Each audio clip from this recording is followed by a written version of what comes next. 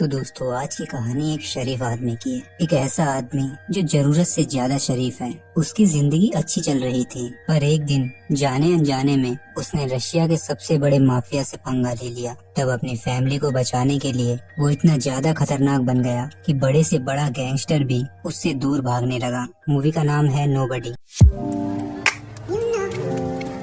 Movie की शुरुआत में हम एक आदमी को देखते हैं जिसका नाम है हच मैंसल। वो इस वक्त पुलिस कस्टडी में है, पर उसका एटीट्यूड सातवें आसमान पर। वहाँ पुलिस वालों ने उससे पूछा कि वो कौन है। तब हच उन्हें अपनी स्टोरी सुनाने लगा। हच एक सीधा साधा और शरीफ इंसान है। वो अपने फादर इन लॉ की कंपनी में ऑडिटर का काम करता है। उसकी जिंदगी ठीक ठाक चल रही थी, पर एक रात दो चोर उसके घर में घुस आए। उन दोनों चोरों ने उसके सारे पैसे और उसकी कीमती घड़ी ले ली। उन चोरों में से एक लड़का और एक लड़की थी। हच ने लड़की के हाथ पर एक टैटू बना हुआ देखा। वो चोर घर से बाहर जाने लगे कि तभी वहाँ हच का बेटा ब्लेक आ गया और उसने चोरों पर अटैक कर दिया। यहाँ हच के पास पूरा मौका था कि वो उन चोरों पर अटैक करे और उन्हें पकड़ ले, पर वो तो ठहरा एक सीधा साधा और शरीफ इंसान। उसे उन चोरों पर दया आ गई। उसे लगा कि ये चोर किसी मजबूरी के कारण ही चोरी करते हैं, इसलिए उसने उन चोरों को अपने घर से जाने दिया। अब ये देखकर उसका बेटा उससे नाराज हो गया। वो अपने डैड को कमजोर समझने लगा। अब कुछ देर बाद वहाँ पुलिस आई। हच को अफसोस हुआ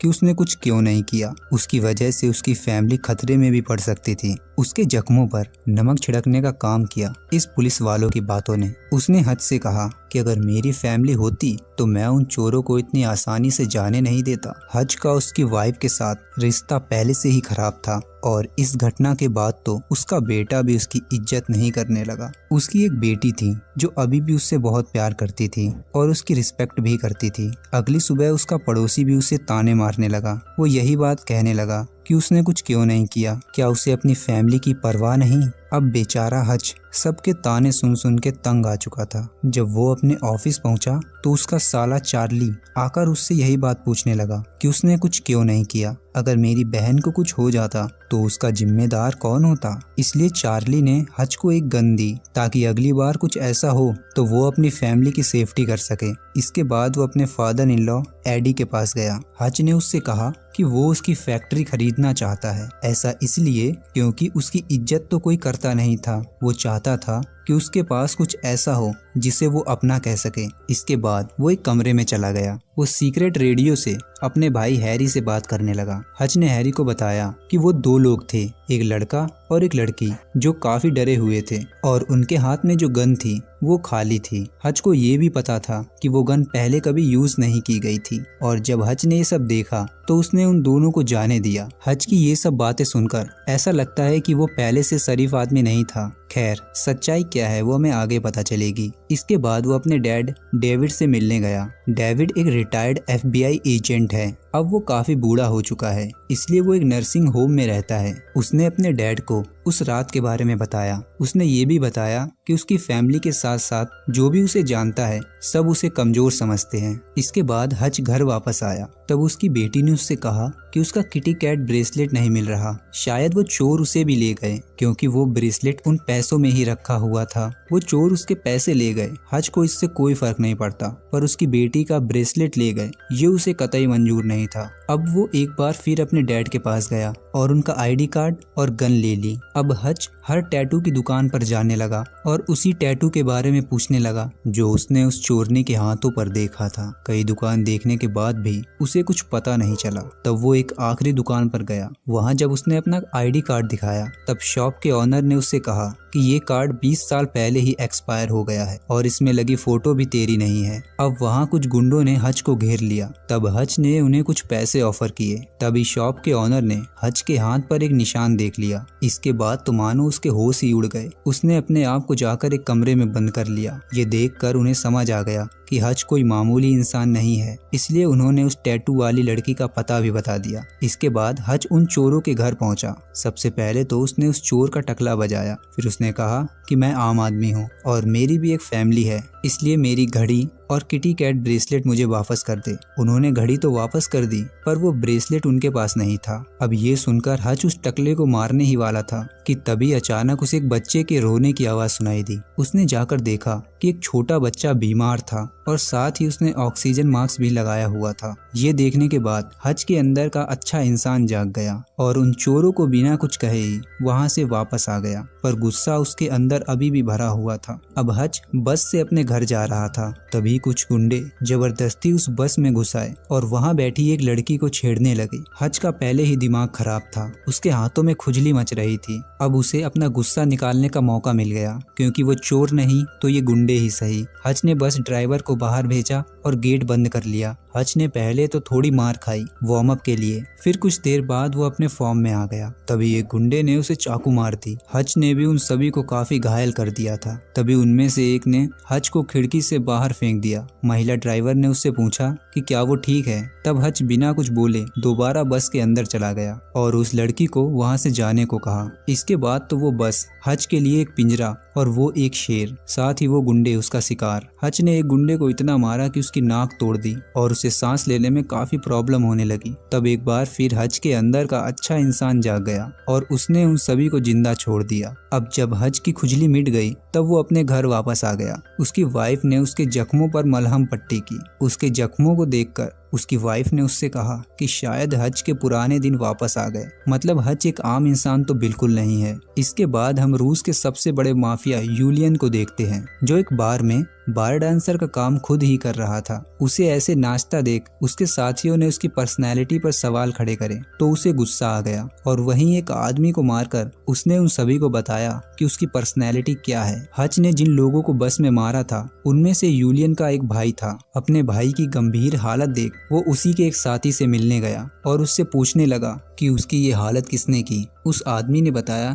कि वो सिर्फ एक आदमी था। ये सुनते ही यूलियन उस पर भड़क गया कि तुम सिर्फ एक आदमी से मार खा कर आए हो। जब उस आदमी ने मम्मी कसम खाई तब यूलियन ने उस पर भरोसा किया। हच अपना मेट्रो कार्ड उसी बस में भूल गया था। अब ये कार्ड यूलियन के हाथ लग गया, जिसकी मदद से उसे हच की सारी इन्फॉर्मेशन पता चलने वाली थी। अगले दिन वो अपनी फैमिली के साथ ब्रेकफास्ट कर रहा था, तब उसे उसके भाई हैरी का फोन आया। हैरी ने उसे बताया उनमें से एक यूलियन का भाई था, इसलिए अब वो तुम्हें ढूंढ रहा है। तुम एक बहुत बड़ी मुसीबत में फंस चुके हो, इसलिए तुम्हें बार्बर से जाके मिलना चाहिए। हच को अब लगा कि बात बहुत गंभीर हो चुकी है, इसलिए वो बार्बर से मिलने चला गया। बार्बर ने उसे बताया यूलियन बहुत खतरनाक आदमी है। रशिया में सभी गैंगस्टर का एक ही ग्रुप है और उनके पास बहुत पैसा है। उन पैसों की देखरेख यूलियन ही करता है और अभी तक तो उसे तुम्हारे बारे में सब पता चल गया होगा। और होता भी कुछ ऐसा ही है। यूलियन को हच की पूरी डिटेल मिल चुकी थी। वो डिटेल जिस लड़की ने निकाली थी उसे कुछ ऐसा पता चल गया जिससे कि उसने तुरंत ही वो जॉब छोड़ दी